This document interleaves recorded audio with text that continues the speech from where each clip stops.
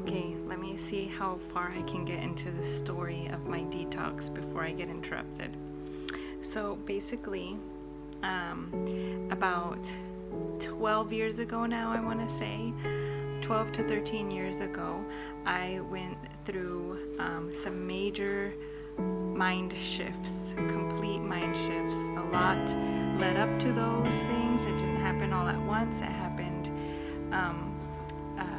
progressively throughout 3 years before it was like bam, the complete change.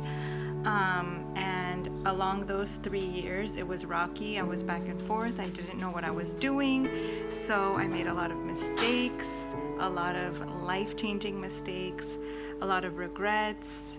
And I'm not going to get into all of that. Just to say that my body was in need of a detox, of a change. So one thing led to another. A lot of this happened when I went from atheist to Christian, but it was more than just that belief. It was like a complete transformation of my body and myself. One of the biggest ones was not wearing makeup anymore, but that was just something superficial compared to the transformation I was going through spiritually, mentally, and physically.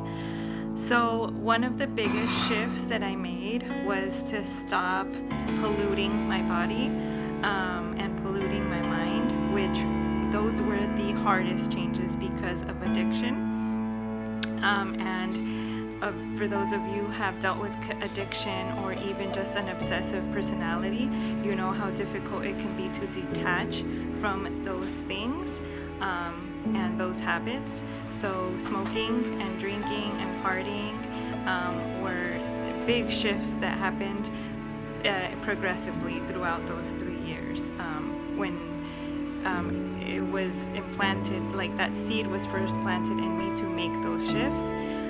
It didn't happen all at once, and actually because of my addiction and depression, I fell harder first before I started being able to come out of that, which is sad because not only for myself but for the people around me, like really close friends who knew and saw and tried to tell me maybe you shouldn't drink and drive, and I had an attitude about that. So just losing friends or me being the backstabber and toxic person in other people's lives that they needed to detach from me, just things like that.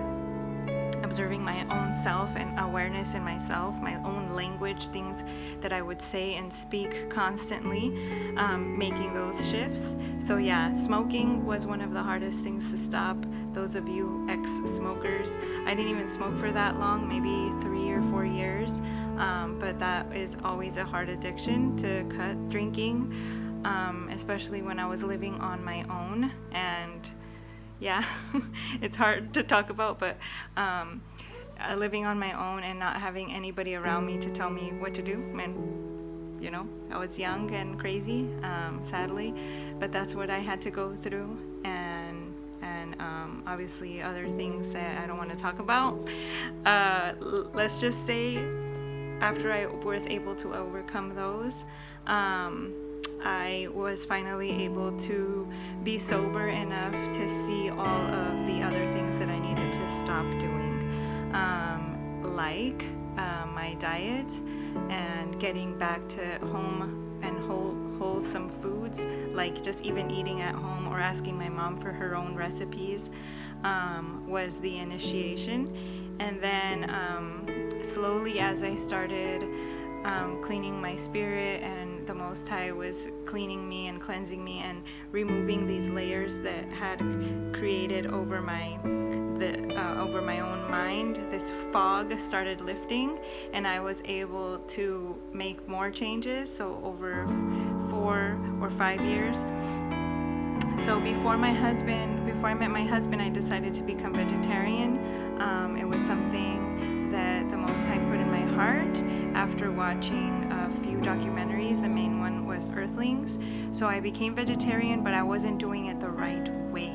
So when I met my husband, he started telling me all these things, and I kind of started falling for him because like he's got something going on up here that was really attractive to me, which was different for me too because I used to be very vain.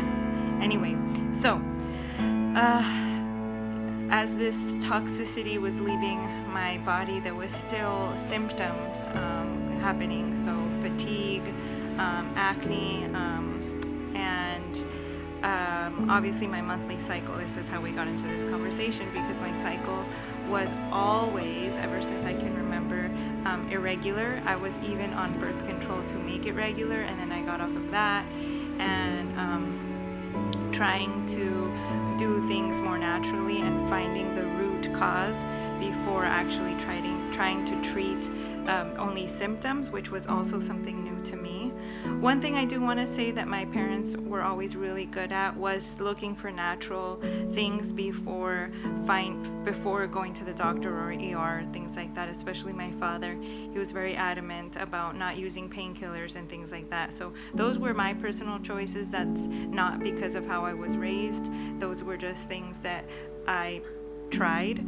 But anyway, back to my story. So when I met my husband, he started teaching me about true ways of being vegetarian. He's a scientist, he's a science major, he has taken tons of nutrition classes, and he has lived it as well. He was vegan for 10 years and vegetarian and raw vegan for some of that time as well. Even though we're not in that spectrum anymore, we're on like plant-based, but like 90% vegetarian, and we do eat meats once in a while, but we stick to the dietary laws in the Bible. So that was just the introduction of where I'm coming from and the beginning of why I started those shifts. And I think I will write a blog to go deeper into certain things, but I don't want to give too many details about my past, because it's not needed for what I'm going to talk about, which is the deep things that I want to get into. So I'm going to end it there and keep it short, but the next video I will go more into how it was different from the vegetarianism that I was doing compared to what my husband showed me, and then the shifts that he helped me make to take supplements and how to pick supplements and herbs and roots and things like that he started showing me and teaching me. So I can't wait to get into all of that with you all, but I will keep it there for now.